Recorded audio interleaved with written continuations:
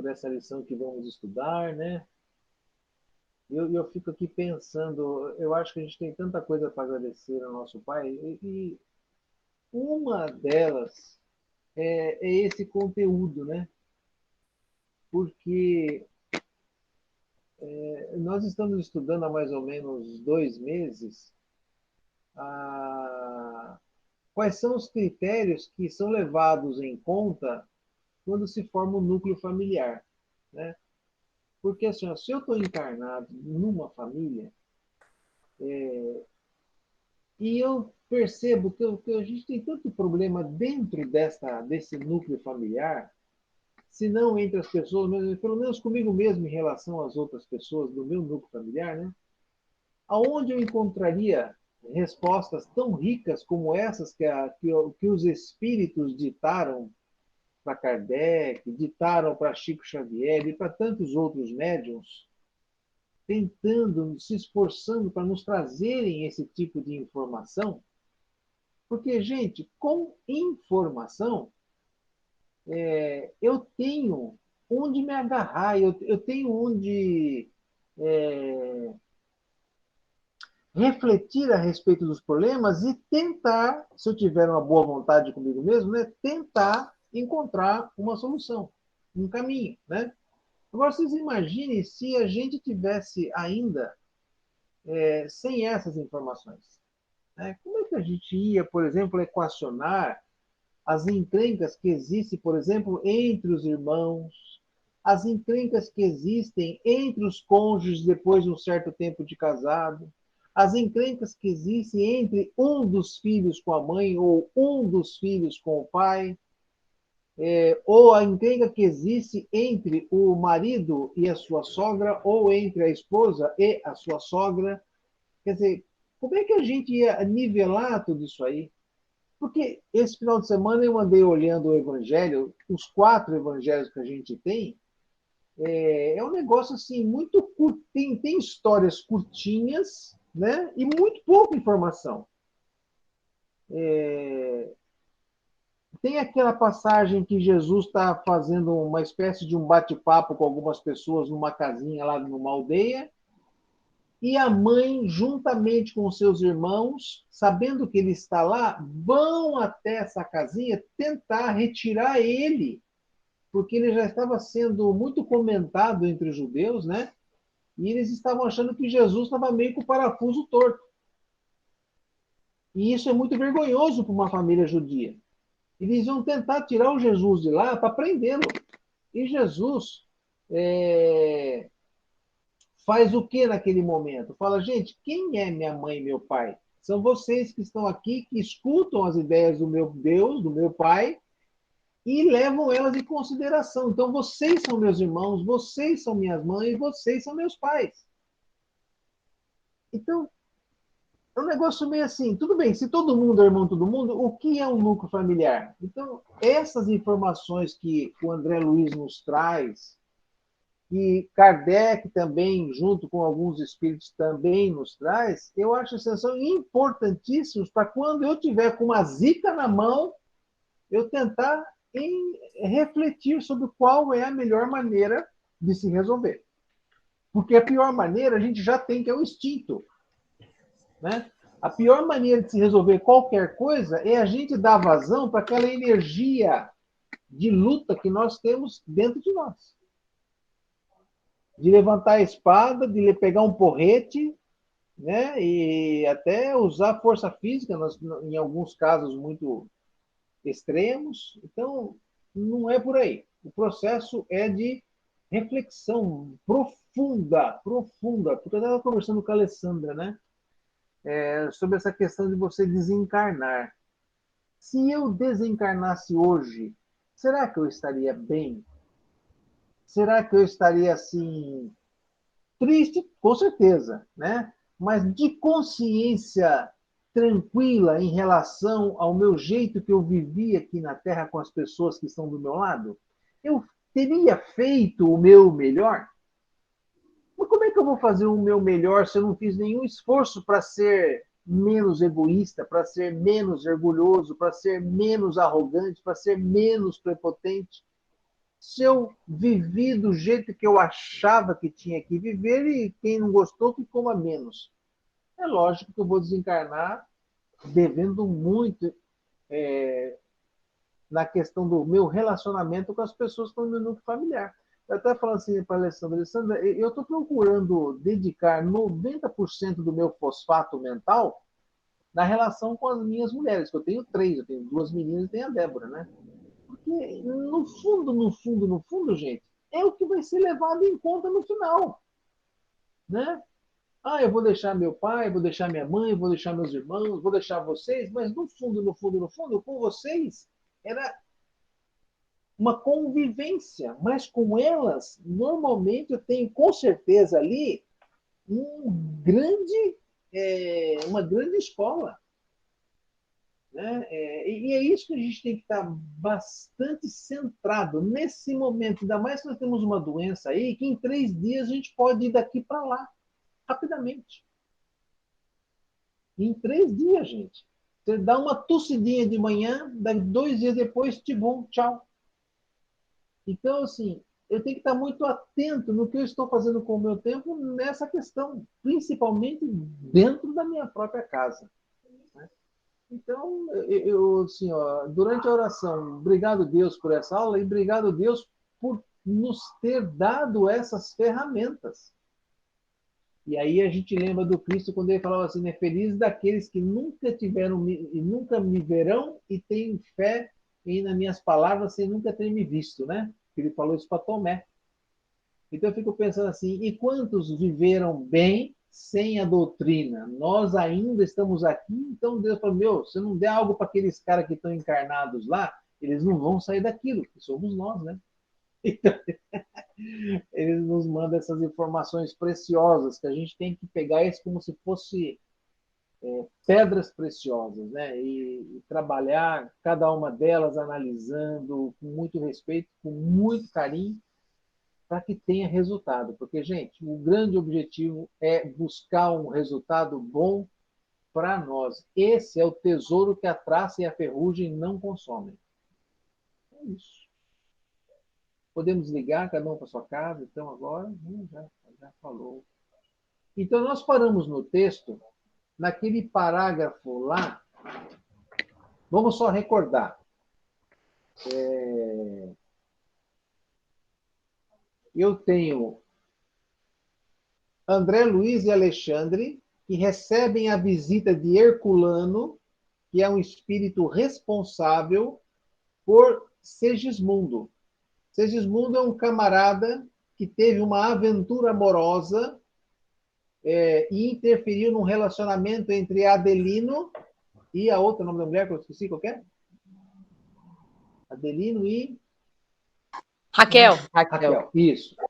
O Segismundo entrou nesse casal aí, fez uma bagunça total, tiveram problemas sérios, Adelino e Segismundo. Segismundo assassinou o Adelino, provavelmente através de um duelo, e Segismundo não perdoou isso de início, né?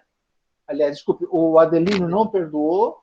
Segismundo, depois de algum tempo, desencarna também, assim como Raquel. Os três, por essa situação conturbada, passam um bom tempo em regiões de dificuldade. Os três são resgatados, não ao mesmo tempo, né? Mas cada um a seu tempo, cada um de nós fica pronto num determinado momento, são resgatados, são levados para locais de tratamento, de preparação. Segismundo trabalha durante 30 anos para ter o direito a reencarnar e tentar resolver essa situação. Vejam só. Então, Adelino e Raquel, combinado toda essa situação na Terra, encarnam, né? Porque não basta falar assim, tudo bem, eu vou aceitá-la como filho, então vamos à prova. Combinado? Está todo mundo afim? Tô. Então vamos ver se realmente vocês conseguem se unirem. Então, Segismundo está encontrando graves dificuldades para consolidar o planejamento. Herculano, que é o espírito responsável, vai até Alexandre, que é amigo de muito tempo do casal, que tem amizade sincera com o casal, e o Alexandre, é que vocês ainda não conhecem, mas o Alexandre, ele tem assim um conhecimento de psicologia muito grande e ele sabe de que maneira contornar problemas muitas vezes rotulados como insolúveis. O cara é bom na conversa, tá bom? Então é isso que está acontecendo.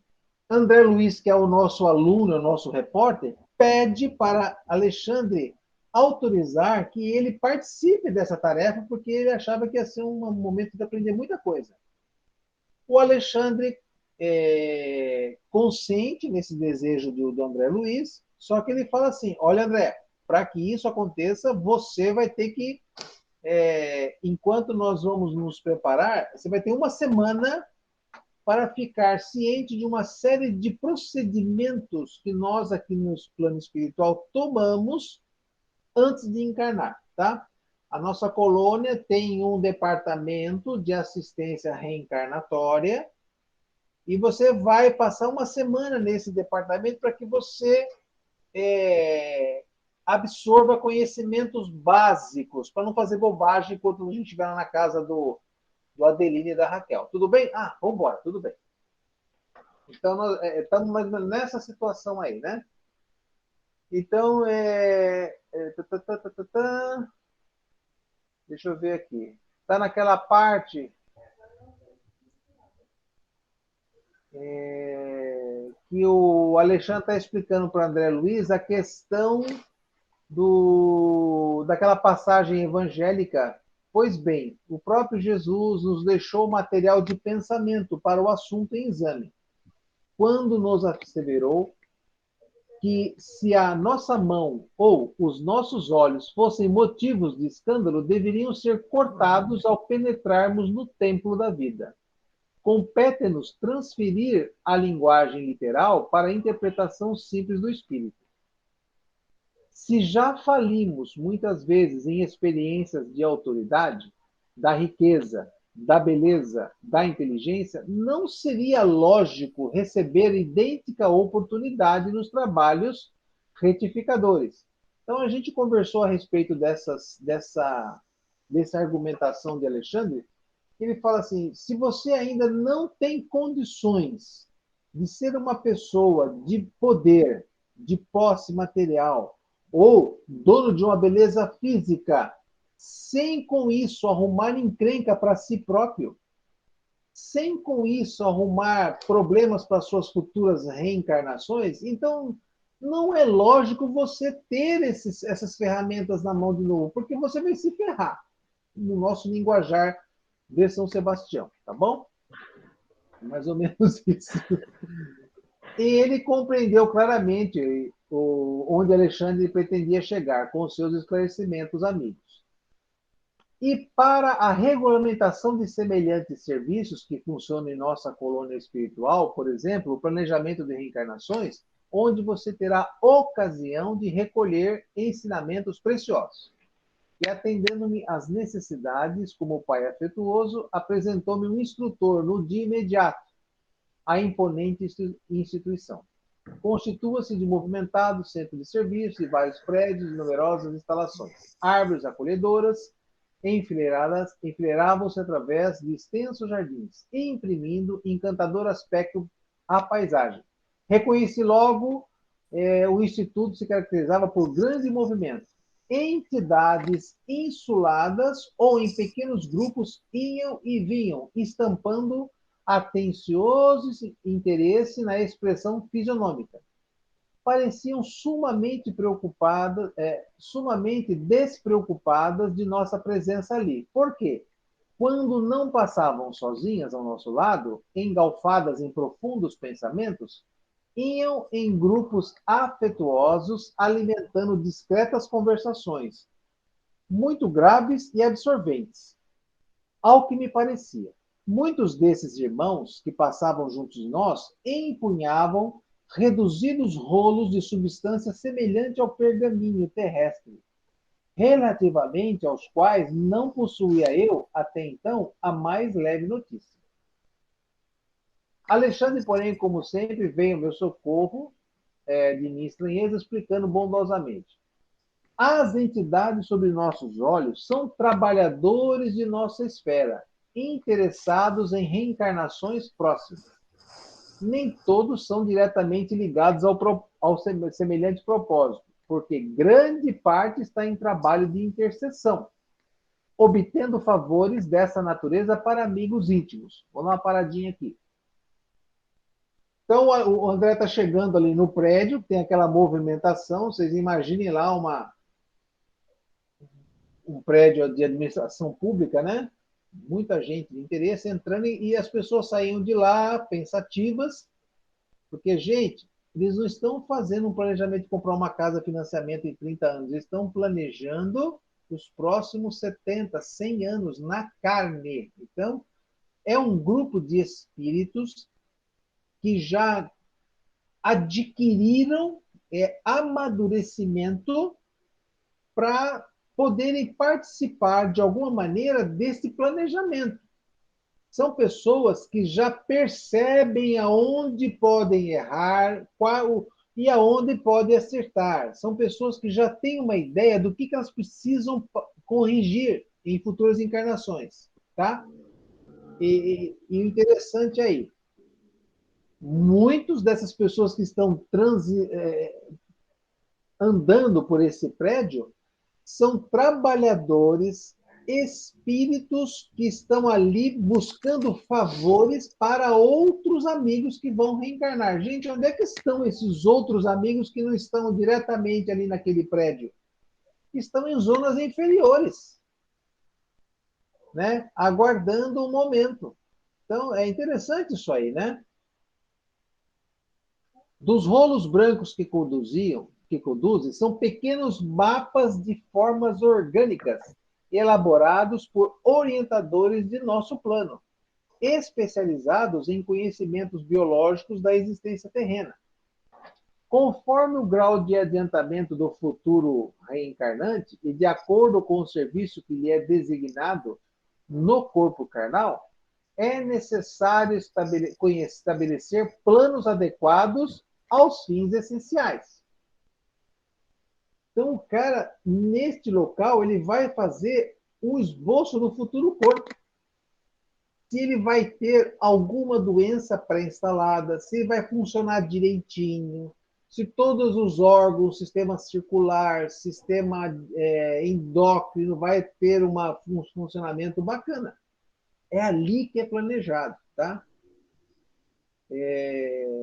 E o Alexandre da fala, se eu conheço quais são os meus objetivos, eu tenho que ter um corpo adequado para que esse objetivo seja alcançado, tá? Então é ali que eu planejo isso. Ou seja, se eu vou, por exemplo, daqui para Caraguatatuba, e eu vou usar um automóvel para isso, eu sei que daqui para Caraguá é uma estrada com asfalto. Então eu não preciso usar um Jeep com aquelas suspensão de mola, aquela coisa horrorosa, né? Parece uma charrete. Eu vou com um carro confortável, tal. Agora, se eu vou para uma cidade, para uma estrada de terra, eu preciso ter um outro tipo de automóvel, com tração 4x4, papapá, com força de motor, não sei o quê, para poder fazer esse trajeto com mais segurança. Então, determinados espíritos que já têm um grau de responsabilidade participam dessa tarefa de elaborar as suas necessidades, tá? Aí o André Luiz faz aquela pergunta-chave, né? E a lei da hereditariedade fisiológica? Aí o Alexandre fala, funciona com inalienável domínio sobre todos os seres em evolução, mas sofre naturalmente a influência de todos aqueles que alcançam. Tudo bom, Luciana? Sofre a influência daqueles que alcançam qualidades superiores ao ambiente geral. Olha que interessante. Então eu vou encarnar, meu pai e minha mãe eles vão fornecer material genético, vai formar o espermatozoide, tá certo?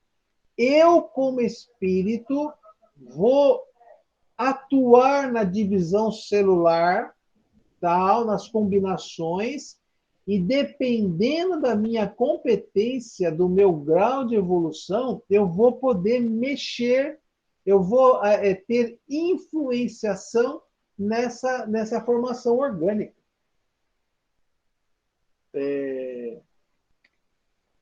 Onde é que eu parei? Onde é que eu parei? Onde é que eu parei? Achei. Intercessor. Não.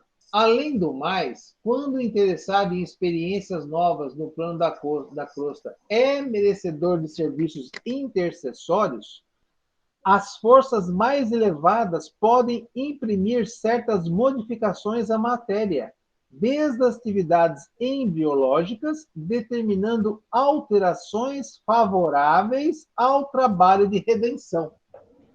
Uau! Então, significa que eu, além da minha influenciação sobre o zigoto que se formou, eu também vou contar com a assistência que ele usa. Forças mais elevadas. Essas forças mais elevadas, gente, são trabalhadores que vocês poderão ler no capítulo seguinte lá, são chamados trabalhadores, são construtores, eles são classificados assim. Eles são espíritos com especialização nessa fase, na união do espírito com o óvulo e também na manutenção dos primeiros movimentos da divisão celular. São espíritos no plano astral responsáveis por esta fase da nossa encarnação, tá? Então, eles falam que esses espíritos, de posse da informação dos objetivos da reencarnação do indivíduo, essas entidades de luz vão atuar também na formação do corpo. A essa altura da palestra esclarecedora, Alexandre convidou-me a transpor o limiar, entrar no prédio, né? Tal. Apresentou-me Alexandre ao assistente Josino, que me recebeu com extrema gentileza e fidalguia de trato. Esclareceu o instrutor o objetivo da nossa visita. Desejava-me fosse conferida a possibilidade de visitar a instituição de planejamento, quantas vezes me fosse possível durante a semana em curso, em vista da minha necessidade de adquirir noções seguras referentemente ao trabalho de auxílio nas atividades reencarnacionistas. O assistente, que ele se chama Josino, né? O assistente prometeu a melhor boa vontade. Gente, de novo vou repetir, essa expressão boa vontade não é aquela coisa, não, eu vou achar que eu vou. Não, eu vou dar o meu melhor, pode deixar. Alexandre, deixa ele comigo. Conduzir-me-ia a colegas dele, para que me não faltassem minúcias de conhecimento. Exporia suas próprias experiências à minha observação, para que eu retirasse delas o máximo proveito. E, por fim, quando estivesse a meu alcance, guiaria meus impulsos no aprendizado. Felicitavam-me no íntimo as melhores e as mais confortadoras impressões, não só pela recepção carinhosa, senão também pelo ambiente educativo. Não longe de nós, em luminosos pedestais, descansavam duas maravilhas da estatuária, a figuração delicada de um corpo masculino e outro modelo feminino, singularmente belo pela perfeição anatômica, não somente da forma em si, mas também de todos os órgãos e as mais diversas glândulas. Através de disposições elétricas, ambas as figuras palpitavam de vida e calor, exibindo eflúvios luminosos, quais os homens e mulheres mais evoluídos na esfera carnal. Ou seja, ele está entrando num prédio onde é feito o estudo da biologia e da fisiologia, e nesse prédio tem na entrada duas estátuas, uma masculina e a outra feminina. Eu fico até tentando imaginar a a estrutura que os caras devem ter montado lá, né? Ele está em nosso lar, que é uma colônia aqui pertinho de nós. Segundo Chico, ele fala que nosso lar está em cima da cidade do Rio de Janeiro, a mais ou menos 50 quilômetros de altitude. Quer dizer, uma faixa bem pertinho de nós, tá? Identificando-me a impressão, a admiração, Alexandre sorriu e disse ao assistente Josino, com o propósito de fazer-me ouvido por mim. Talvez, André, não conheça bastante a nosso respeito e gratidão ao aparelho físico terrestre. André fala, em verdade, ajuntei, ignorava até agora que o corpo carnal fosse entre nós objeto de tamanho cuidado. Não sabia que a nossa colônia contasse com instituição desse teor.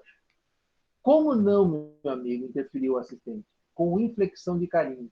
O corpo físico na crosta planetária representam uma bênção de nosso Pai Eterno. Constitui primorosa obra de sabedoria divina, em cujo aperfeiçoamento incessante temos nós a felicidade de colaborar.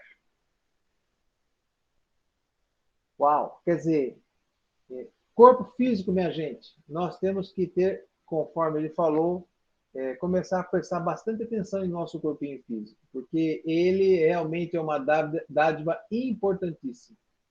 Vocês já escutaram na internet uma carta de um trabalhador do plano espiritual explicando sobre o Covid, sobre a pandemia, que logo, logo isso vai passar? Já ouviram? Já ouviram isso aí? Eu vou meter se eu acho, depois eu ponho no grupo para vocês ouvirem. O interessante dessa comunicação, ele fala assim, muitos de vocês devem estar se perguntando, mas como é uma bênção essa situação se ela gera tanto sofrimento? Aí o Espírito fala para nós assim, ó, é importante o Espírito encarnado saber que tudo isso que vocês estão passando hoje aí na Terra dará a vocês um arquivo que vai ter registrado esse sentimento de preocupação, esse sentimento de desespero, esse sentimento de insegurança, porque isso vai ficar no espírito quando vocês desencarnarem. Porque ele falava assim: aqui no plano astral, o espírito tem essa noção que existe, mas nunca sentiu. Você só consegue sentir isso quando você está vivendo a situação. Então, estar no corpo de carne, mesmo passando por situações que é o ó do borogodó para muitos de nós, é extremamente importante como um tesouro que vai ficar conosco a eternidade. Eu fiquei tão interessado nessa, assim, eu fiquei contente de ter essa informação, porque eu vou te contar uma coisa, gente, né? A insegurança, o medo que a gente vive nos dias de hoje, mas esse espírito ele fala, gente, isso tudo é um arquivo que vai ficar no coração de vocês. No futuro, daqui 1000 anos, quando a gente estiver ajudando o nosso tutelado, em 1000 anos é pretensão, né? Daqui uns 100.000 anos, quando estiver ajudando o meu tutelado, né? Que eu vou ser um mentor tal de alguém, eu vou ter condições de entender o que ele poderá estar passando. Qual é o sentimento que está no coração dele? Porque eu já terei vivido isso. Não dá para viver só em teoria. Então eles falam assim, nós não precisamos ter um medo absoluto disso, porque na verdade é uma lição difícil, amarga, penosa, mas é uma lição, né? Vocês se lembram dos fundamentos da trigonometria que vocês aprenderam nas primeiras aulas? Lá, a lei de seno, cosseno, tangente, cotangente, cossecante, cossecante simples, cossecante composta, tudo isso. Lembra isso aí? Né? É horrível, mas se você não consegue entender esse princípio, você não entende toda a equação trigonométrica, você não consegue fazer. Então, a gente precisa dessas coisas também.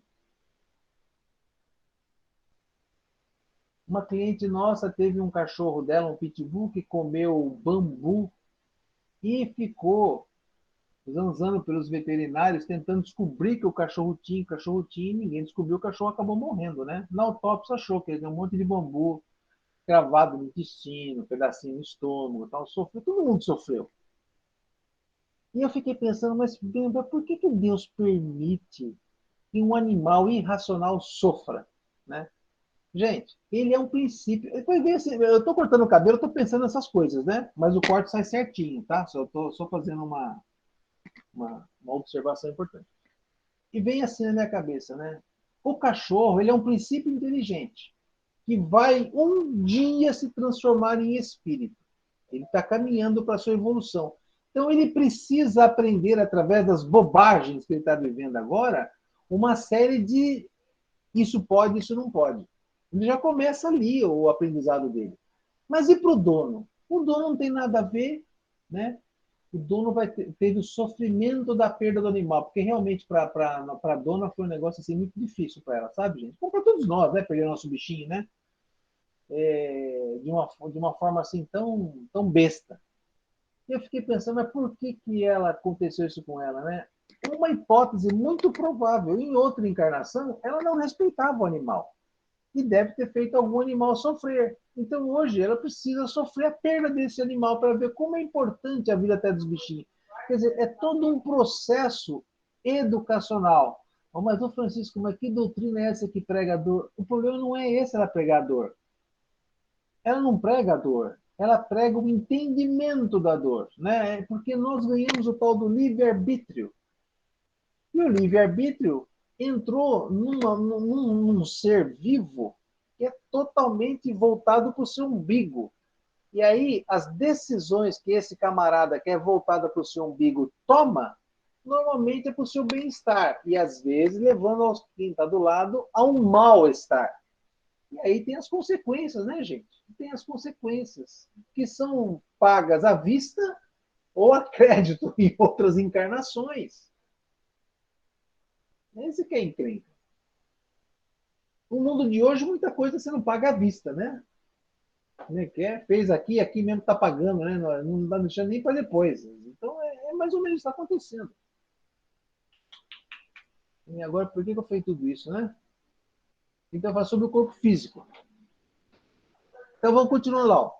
Quanto devemos à máquina humana pelos seus milênios de serviço a favor de nossa elevação na vida eterna? Porque é isso que esse moço está falando para o André Luiz. Que é graças a essas vivências na carne que na vida eterna você tem uma bagagem fantástica. Nunca relacionaremos a extensão de semelhante débito. E, ficando os modelos que me provocam assombro, desculpe, e, fixando os modelos que me provocam assombro, acentuou. Todo o nosso zelo no serviço de reencarnação permanece muito aquém do quanto deveríamos realizar em benefício do aprimoramento da máquina orgânica. Embora hesitante, eu ousei perguntar. Todos os núcleos da espiritualidade superior mantêm círculos de trabalho dessa natureza? Foi Alexandre que respondeu.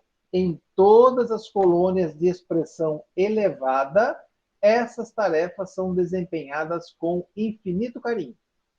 O auxílio a reencarnações de companheiros nossos traduz o nosso reconhecimento ao aparelho físico que nos tem proporcionado tantos benefícios, através do tempo. Recordei, porém, que o meu pai terrestre um dia voltara à experiência carnal, procedendo de zonas francamente inferiores, e indaguei. O André Luiz está lembrando do pai dele. O pai dele saiu lá do umbral. História do pai do André Luiz. Não sei se vocês lembram em Nosso Lar ou já leram. Para os que não leram. André Luiz, quando começa a se recuperar, que entrou em Nosso Lar, passou um tempo internado, quando ele começa a dar os passeios tal, ele recebe a visita da mamãe, que está morando numa esfera superior à dele.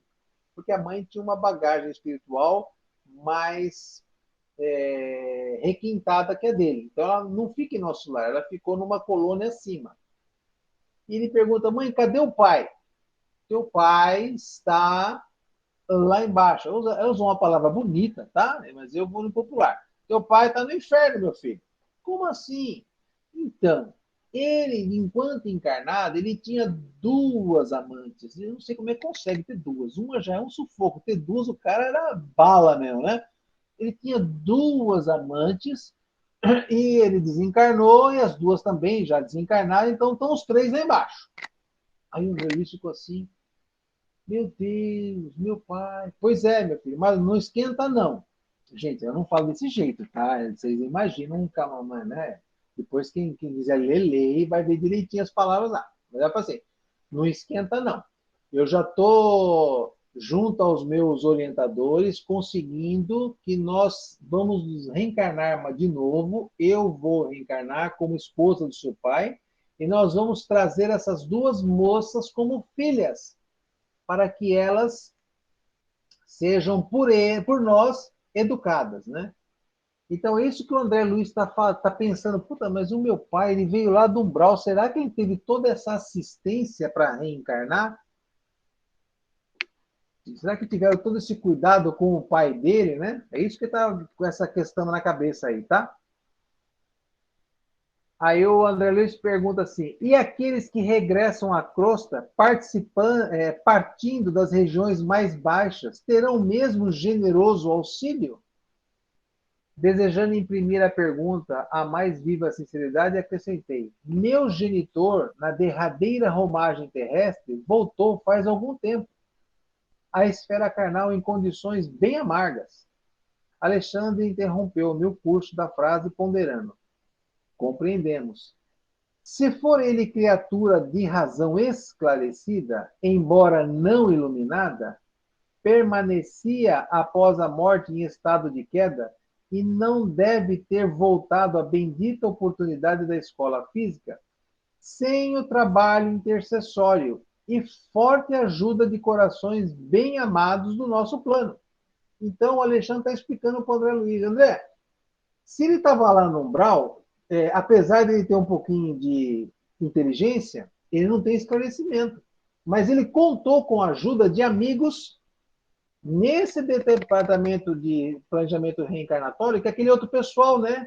Lembra que eles estavam chegando lá no prédio, nem todo mundo reencarnar, mas ali muitos estavam trabalhando por amigos, estavam intercedendo por amigos que precisavam reencarnar, tá certo? Então é isso que o Alexandre está explicando para o André Luiz.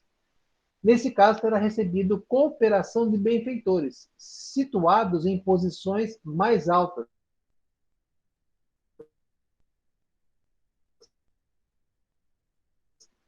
Se ele foi, porém, criatura em esforço puramente evolutivo, circunstância essa na qual não teria regressado em condições amargurosas, contou ele naturalmente com o abençoado concurso dos trabalhadores espirituais que velam na crosta pela execução dos trabalhos reencarnacionistas em processos naturais.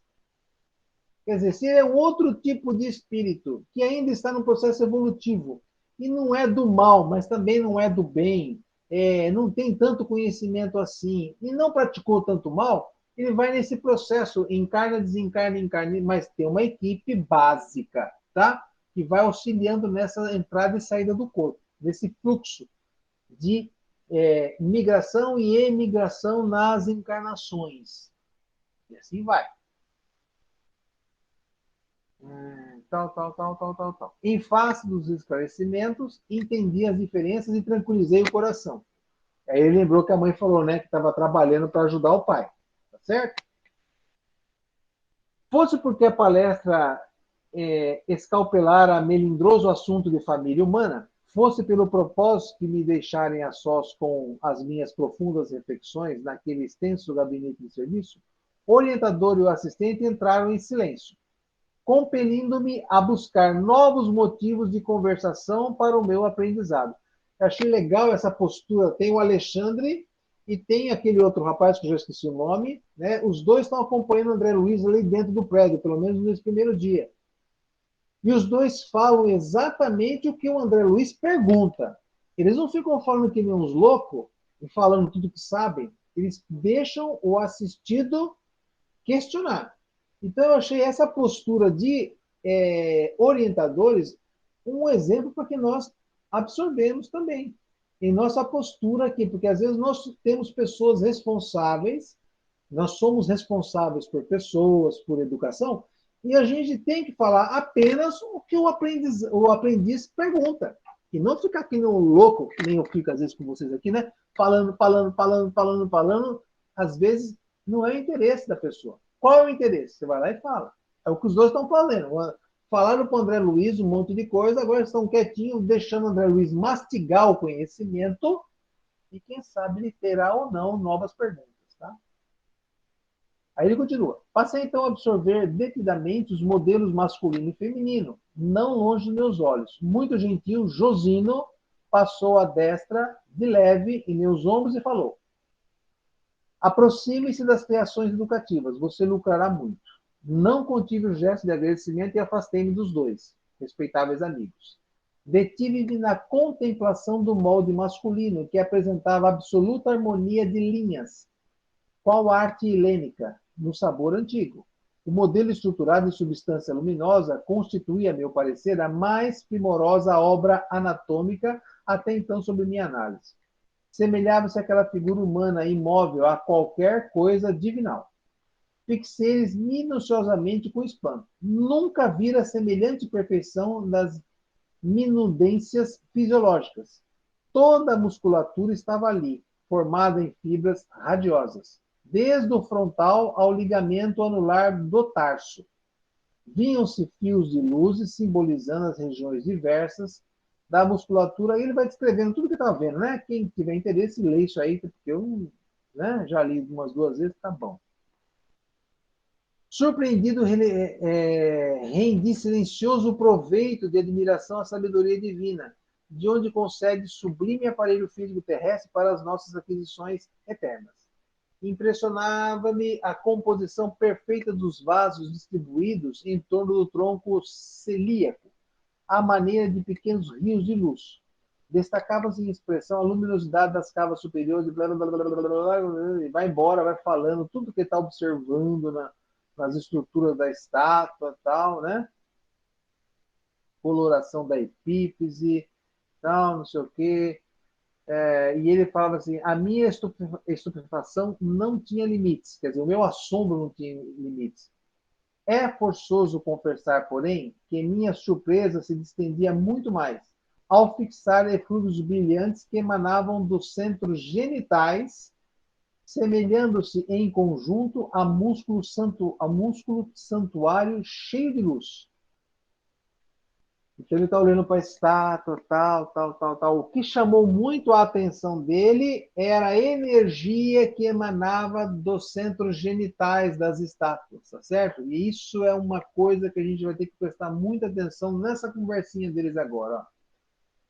O Alexandre fala assim, na crosta, no sentido geral, ainda existe muita ignorância acerca da missão divina do sexo. Para nós, porém, que desejamos valorizar as experiências, a paternidade e a maternidade terrestres são sagradas. A faculdade criadora é também divindade do homem. O útero maternal significa para nós outros a porta bendita para a reeducação. Para grande número de pessoas na esfera do globo, a visão celestial é símbolo de repouso e alegria sem fim, enquanto, para muitos de nós, a visão terrestre santifica trabalho edificante e salutar. Quer dizer, o Alexandre está falando os dois pontos de vista, né? Os caras que estão encarnados acham que no céu todo mundo está lá tocando violino, tranquilinho, draná. E o pessoal que está no céu, principalmente esses que são trabalhadores, organizadores de reencarnação, eles olham a encarnação como um grande meio de se educar, né? Um grande centro de educação para o espírito. Não alcançaremos, porém, a terra prometida do serviço redentor sem o concurso das forças criadoras associadas do homem e da mulher. Compreendi, como um novo espírito, o caráter sublime das energias sexuais e recordei-me compadecidamente de todos os encarnados que ainda não conseguiram edificar o respeito e o entendimento relativo aos sagrados órgãos procriadores. Meu orientador, no entanto, como a tenuosa receptora de todas as minhas emissões mentais, advertido e bondoso. Relegue ao esquecimento qualquer expressão de reminiscências menos construtivas. Os que ultrajam o sexo, escrevendo, agindo ou falando, já são grandes infelizes por si mesmos. Guardei a lição e abençoei. Quer dizer, o André Luiz fala assim, André, é preciso esquecer muitas das crenças que se aprende lá, enquanto encarnado, a respeito do sexo, do trato das energias sexuais. Tem muita bobagem, tem muita coisa que o espírito transporta para o plano astral. Como você, André, está aqui no meio de educação, você está participando de uma escola onde vai ser feito o planejamento de corpos, né, futuros corpos, neste tema sexo, é necessário que você tenha novas crenças, novos conteúdos, para que você aproveite melhor o que vai acontecer daqui para frente. Então, tá bom. Guardei a lição e abençoei nova experiência que começava. Luciana, eu estou lendo o capítulo 12 do livro Missionários da Luz, que eu te mandei lá também, tá bom? Estou tentando traduzir para que depois vocês leem tudo ele de uma vez só, aí vocês vão encaixando as peças na cabeça e vão tendo uma leitura mais fácil, né? Esse é o objetivo aqui. Como é que é? Despediu-se Alexandre, deixando-me na grande instituição de planejamento, onde o assistente Josino, ocupado nos cargos de seu ministério, me confiou aos cuidados de Manassés, o irmão dos serviços informativos da casa, que me acolheu prazerosamente, cercando-me de gentileza e carinho. Senti imediatamente que o novo aprendizado ali se iniciava com imenso proveito. Manassés era um livro volante. Seus pareceres e informes traduziam valiosos ensinamentos. Aproximando-nos dos pavilhões de desenho, onde numerosos cooperadores traçavam planos para a reencarnação em comuns, foi o meu novo companheiro procurado por uma entidade simpática que lhe pedia informações. Manassés apresentou-me, otimista. Tratava-se de um colega que, depois de 15 anos de trabalho nas atividades de auxílio, regressaria à esfera carnal para liquidação de determinadas contas. Então, presta atenção, que agora André Luiz vai ter contato direto com uma daquelas pessoas que estavam passeando com o planejamento na mão, tá? Então, Manassés é um outro encarregado, junto com o Josino lá, né, que agora está cerimoniando o André Luiz dentro da instituição. Então, chega um espírito que está já há 15 anos, como é que ele fala, como é que ele explicou lá em cima, que é importante a gente falar. Foi o meu novo companheiro, programa entidade simpática, me pediu, Manassés apresentou-me otimista. Tratava-se de um colega, depois de 15 anos de trabalho nas atividades de auxílio, regressaria, presta atenção, gente, depois de 15 anos de trabalho de auxílio, quando vocês forem ler o capítulo 13, eu não sei se é no 13 ou se é nesse aqui mesmo que o Alexandre vai comentar. Segismundo trabalhou durante 30 anos para poder ter crédito no seu cartãozinho para usar para reencarnar. Tá certo?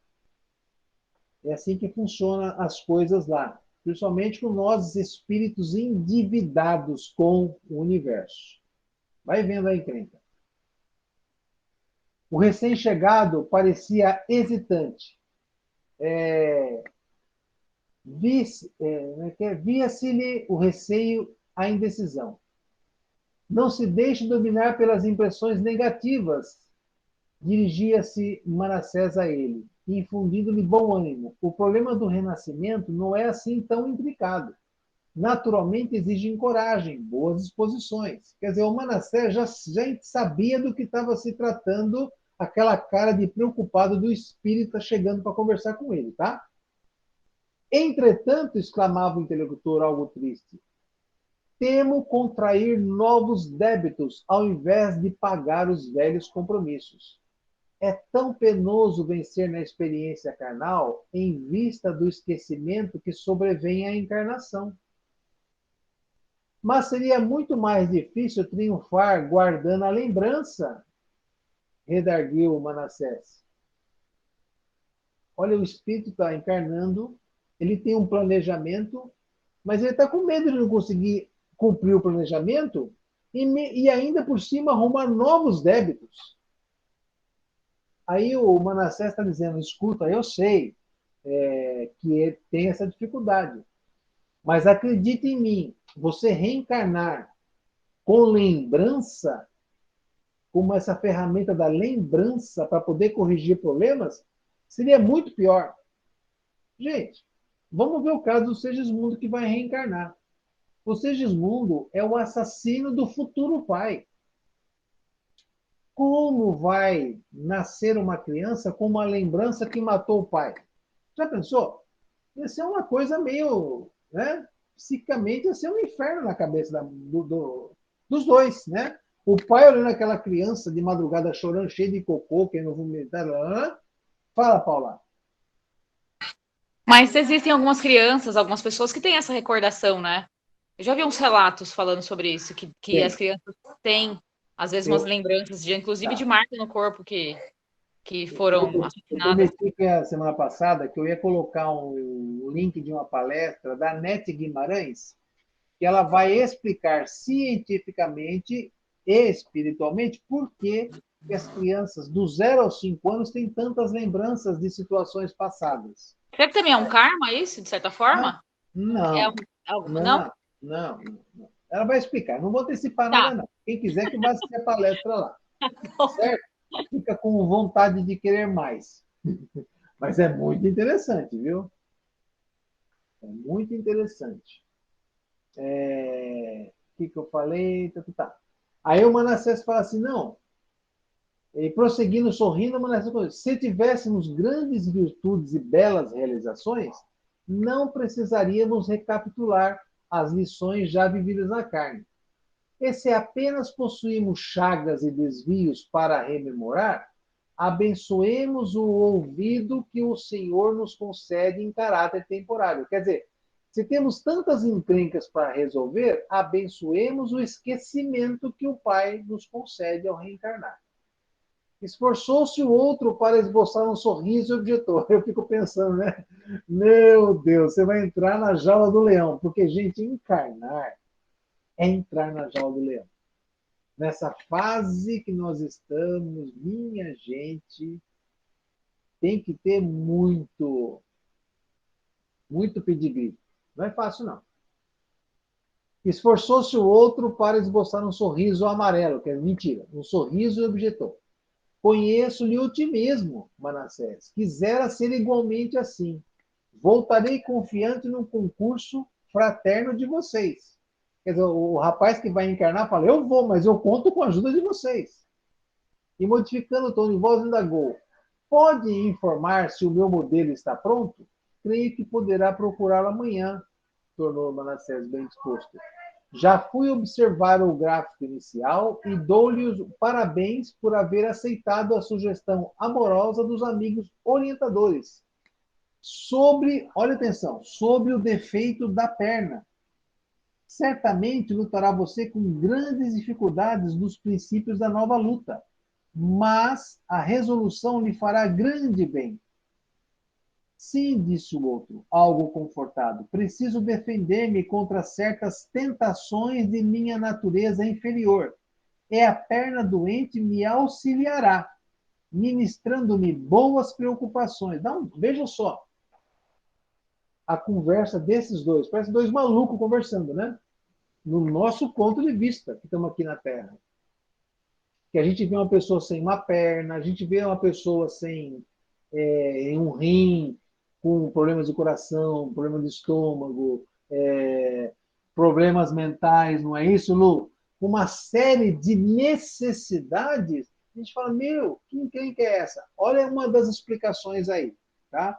Esse cara, ele sabe que ele tem ainda dentro dele vulcões que ele não tem competência para administrar. Esses vulcões, essas tentações, esses desejos que ele não consegue dizer não, só levaram ele à bancarrota no final. Ele desencarna, fica um tempão lá no umbral, se ferrando, comendo lama, tomando água podre, sei lá o quê. E ele não quer isso para ele. Ele quer uma experiência reencarnatória produtiva.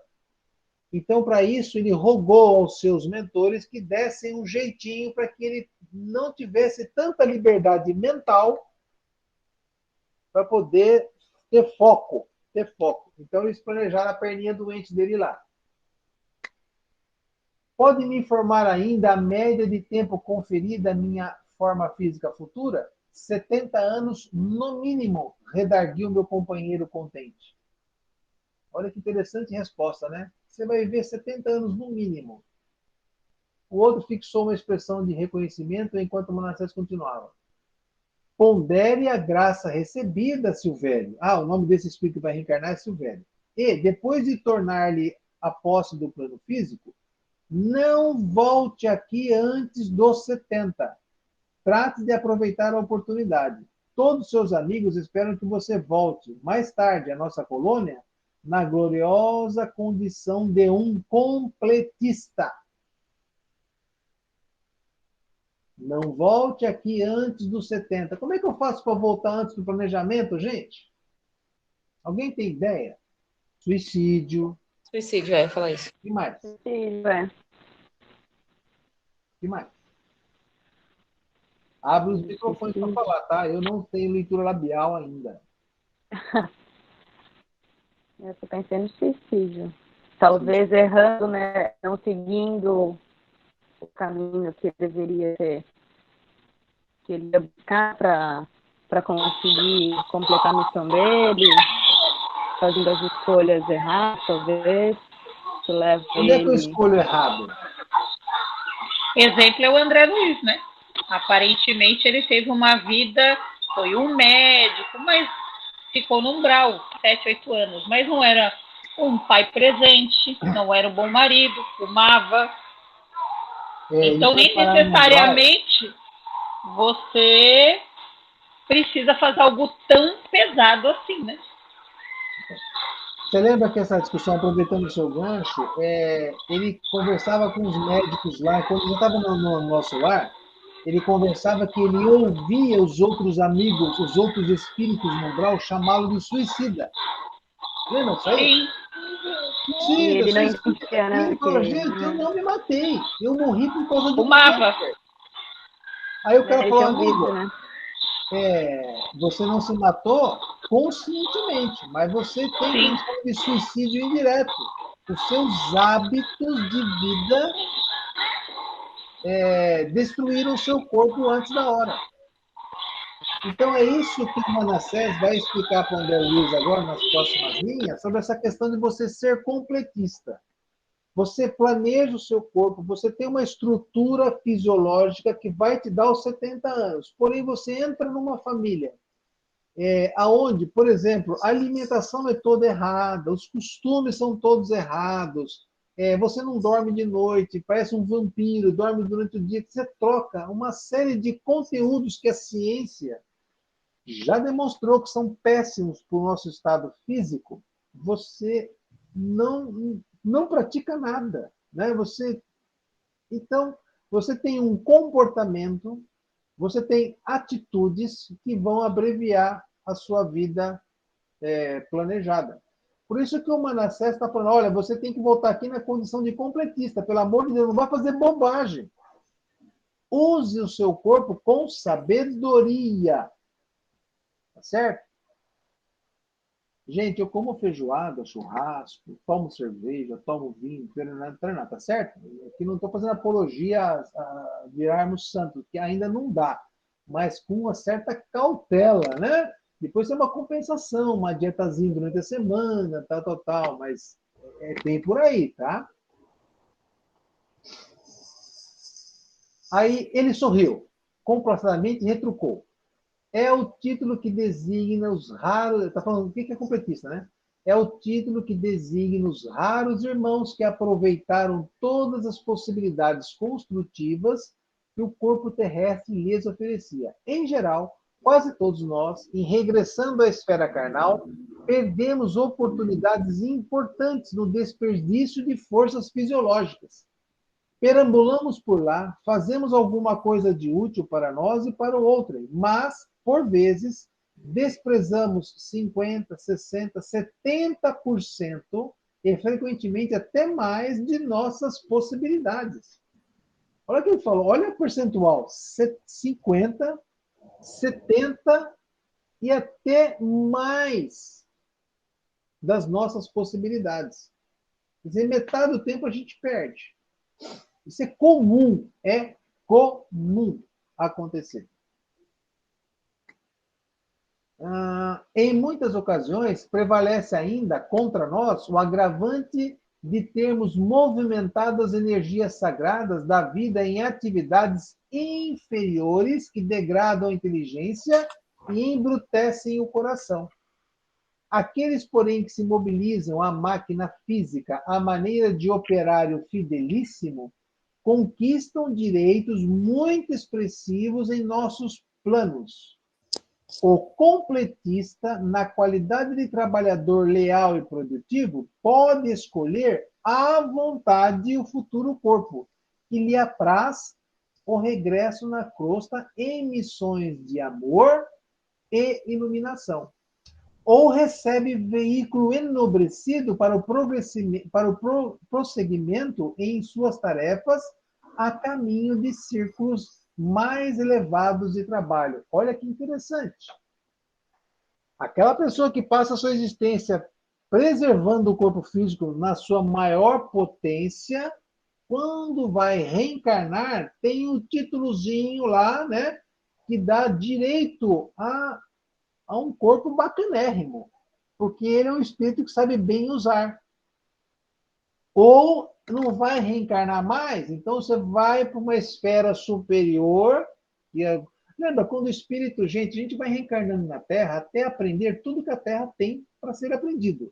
Depois disso, você ganha um passezinho, um direito a viver em outro plano, em outro planeta, com uma evolução melhor, que vai te dar nova bagagem. Então, eles falam que quando o completista é do bem, completista mesmo, ele vai, inclusive, para esse outro planeta em condições mais vantajosas. Para a gente pensar bastante, hein? Sabe quando dá aquela vontade de levantar da mesa para repetir o prato? Começa a pensar. Francisco, a Luciana e a Paula acho que querem falar. Fala. Eu tinha visto, faz um tempo, eu vi alguma coisa do Chico Xavier, sobre as pessoas realmente que reencarnam com essa questão, que nem o autista, com algum dano cerebral. Que, na realidade, eu só tenho um pouco essa dúvida, se por exemplo, eu tenho um filho que é autista. Provavelmente não foi diagnosticado, mas o pai dele, que é meu marido, também é. Ele tem vários aspectos. O meu enteado, o filho dele, com a ex-mulher dele, também é autista. De repente, eu estou com todo mundo, esse povo, né, comigo. Um mais que eu gerei e outros 2 de brinde, entre aspas, né? Eu vi uma vez o Chico, que são pessoas, eu não sei se bem o autista, mas quem normalmente veio com algum, já vê que tem aquele problema, um dano cerebral, que já nasce mais limitado, foram pessoas que ou às vezes deram um tiro na própria cabeça, ou que fizeram mau uso da sua inteligência, de alguma forma. Eu não sei aonde os autistas entram bem nisso, porque assim, eles são inteligentíssimos, mas todos, o grande problema deles é a interação interpessoal, de um modo geral, tem grandes sensibilidades, então eles são pessoas que têm extremamente manias, são metódicos, cada um dentro do seu jeito, né? Se o prato é do lado direito, o copo do lado esquerdo, e por aí vai, mas são inteligentes. Porém, o grande desafio do autista é se encaixar no mundo, porque eles pensam diferente, eles sentem diferente do o que a grande maioria sente. Então, eles são mais resistentes à dor, tem grande dificuldade para dormir, muito grande, a maioria toma remédio para dormir. Então, como eles são pessoas inteligentes, eu fico pensando, aonde que está esse resgate deles? Qual é o resgate deles em si? Uma vez que, assim, eles são providos de inteligência, e a maioria de um QI bem elevado. Mas o grande desafio deles é, na minha opinião, que eu vejo, é se encaixar no mundo do qual a maioria pensa e sente e tem reações adversas a deles. Resposta. E aí, também, se é um resgate só deles, assim, eu imagino que eu me propus em outra vida, de alguma forma, a cuidar desse espírito. Né? Ou ele me escolheu como mãe. Paula, sua pergunta, que às vezes é parecida com a dela, a gente pimba. Não, eu levantei a mão aquela hora, mas já Então, o Lu, ele explicou um pouquinho antes nos trechos aí que a gente acabou de ver.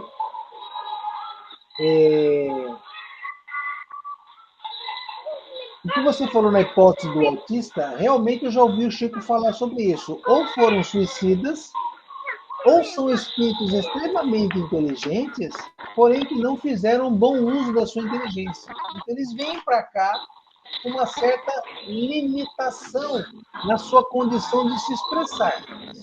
E aí ele vem recebido no seio familiar, e esta família, como no seu caso, vai tratá-lo com amor, com todo o respeito que você vai alcançar em direção a ele. Isso, para ele, está sendo um aprendizado. Porque ele está vendo um ser humano, um outro espírito, cuidando dele, ensinando a ele o que é afeto, o que é fraternidade, o que é preocupar-se com o outro e não consigo próprio. Então, a sua postura em relação à educação desse menino é que vai ser a cartilha que esse espírito, nessa encarnação, está estudando. Ele foi internado nesta escola, que é a tua casa, por quantos anos? 5, 10, 20, 30, 40, 50, 70? Seja qual for o curso que ele tenha que fazer, a sua atuação, a atuação do seu marido, a atuação dos seus familiares em relação a ele, é o que vai levá-lo a uma reflexão. Porque você não pode esquecer, o corpo está doente. O sistema nervoso central dele que está doente, mas o espírito que está nesse corpo não está doente. Ele só não consegue se expressar como ele gostaria. Ele está preso a uma máquina,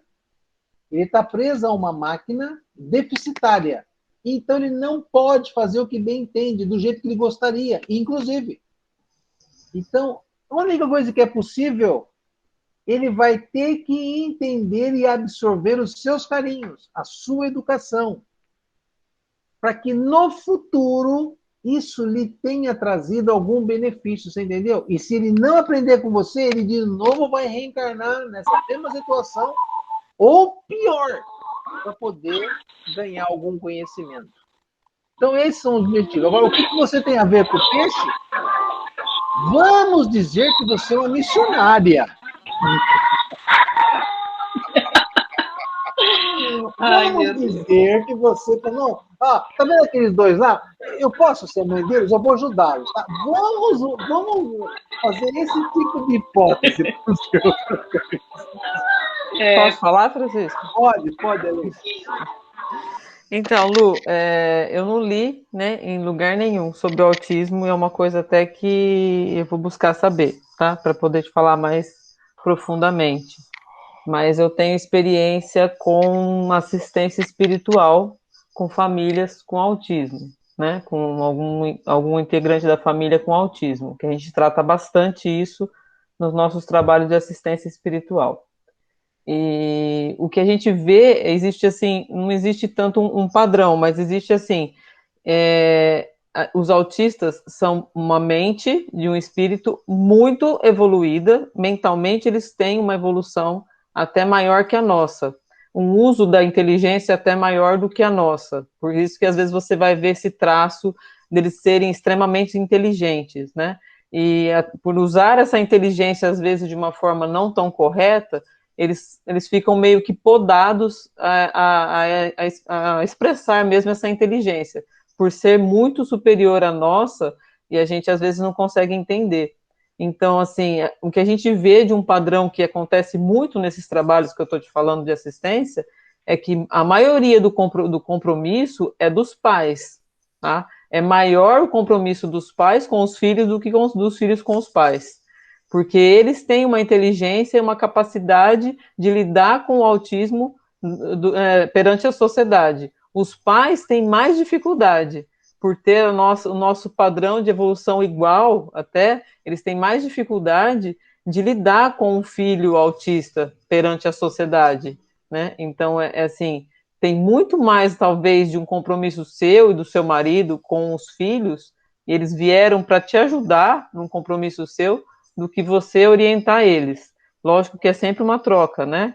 Os filhos e os pais têm sempre uma troca. Você também ajuda eles na evolução e eles também ajudam na sua evolução. Mas, às vezes, nós temos mais carga, mais compromisso com eles do que eles com a gente, tá? Mas eu vou buscar saber mais sobre o autismo e trago alguma coisa para você, se você quiser, tá?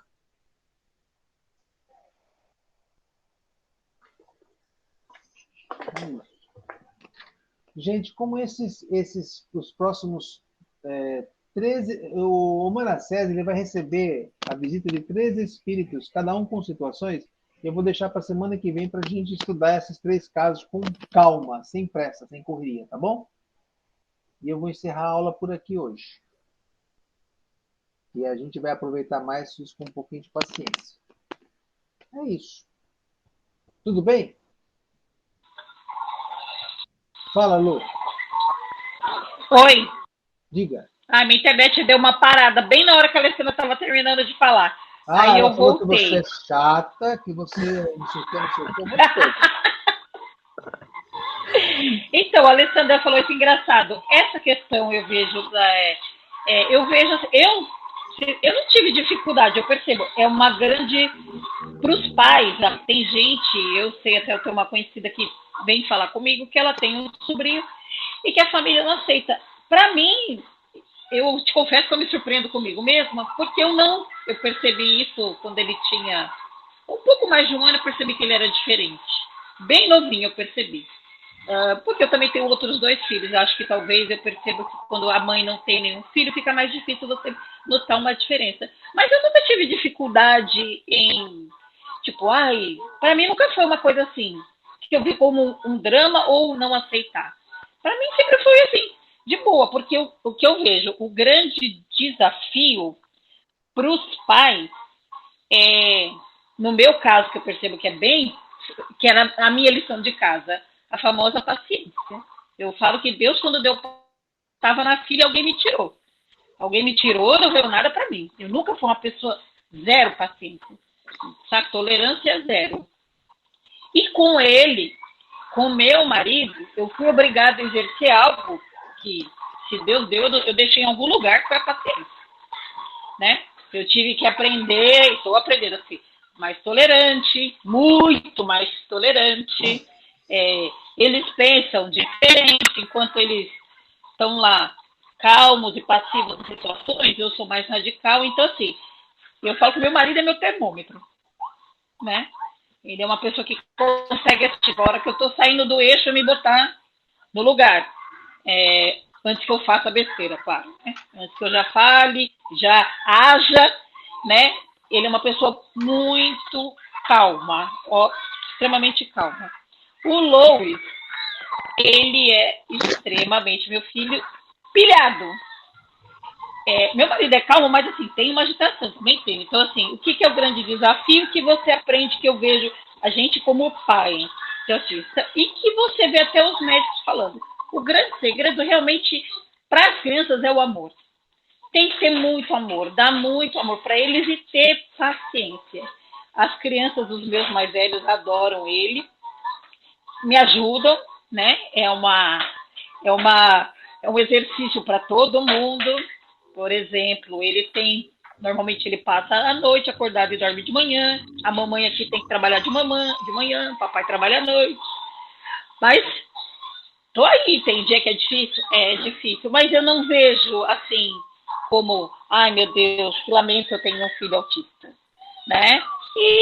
E meu trabalho é dar toda a assistência que ele precisa, ajudá-lo a se desenvolver, para ele encarar um mundo que difícil, né? Por grandes, hoje em dia você vê vários relatos aí, existe ainda muito preconceito, né? E não os recebem da mesma forma. Mas assim, aqui todo mundo é apaixonada por ele e eu também. E o grande segredo, se você pegar especialistas falando, é muito amor. É muito amor, eles precisam de muito amor. Porque você vira tipo o intérprete do seu filho para o mundo. O Lois começou a falar pensar um ano, mas ele só fala, como diz a psicóloga, o que lhe interessa. Tipo, eu quero isso, eu quero aquilo. Ele não diz bom dia, boa tarde. Falam que ele não gosta de abraçar e beijar, mas ele me abraça e me beija. Mas é porque eu sempre agarrei ele. Então, eu acho que o grande desafio para uma família, para uma criança assim, é você saber dar o amor que eles precisam. E, no meu caso, acho que a minha grande lição é exercer a paciência. Eu não tive problema nenhum em dizer assim, eu aceitar que eu tinha um filho com algum tipo de problema, com autismo, mesmo ele sendo um grau leve. Para mim, o grande desafio é a paciência. Você assistiu aquele filme Todo-Poderoso 2? 2? Assisti. Lembra daquela cena da mulher no restaurante? O Morgan Freeman faz o papel de Deus, né? E ela desabafa com o garçom. Fala, eu estou desesperada com meu marido, não sei o quê, não sei o quê, não sei o quê. Aí ele escuta ela com atenção e faz uma pergunta assim: se você pede para Deus paciência, você acha que ele te dá uma caixa cheia de paciência ou ele te dá oportunidade para você desenvolver a paciência? Ele vai te dar a ferramenta, né? Isso, porque, Lu, nós estamos numa escola. O planeta Terra não é um paraíso. Ele é lindão, mas a barra aqui é pesada. Então, a gente tem que encarar a nossa vida como um processo educacional. É isso que Jesus veio falar, é sobre o refazimento de crenças, porque às vezes nós somos educados com um monte de coisa que não são boas, tem que ser redirecionado, um monte de coisa na nossa mente, e nós temos o livre-arbítrio, e temos que aproveitar. Então, esse é o processo. Se você fala uma coisa, você não tem paciência, minha filha, então você vai ter que desenvolver. E é um exercício maravilhoso que você ganhou, né? Talvez você tenha pedido, eu brinquei sobre a questão de missionária, talvez você tenha pedido realmente esse exercício aí. Seja o seu tendão de Aquiles é a falta de paciência, né? Ô, Lu, e o que é mais legal também é que você sai bem na nossa frente, né? Porque você já entende o que você precisa exercitar, que é o amor e a paciência. Eu não sei até hoje o que eu preciso exercitar na minha reencarnação e estou buscando achar alguma coisa. Então, assim, sinta-se privilegiada. E quando você sabe que você tem que exercitar amor e paciência, você já sabe o caminho.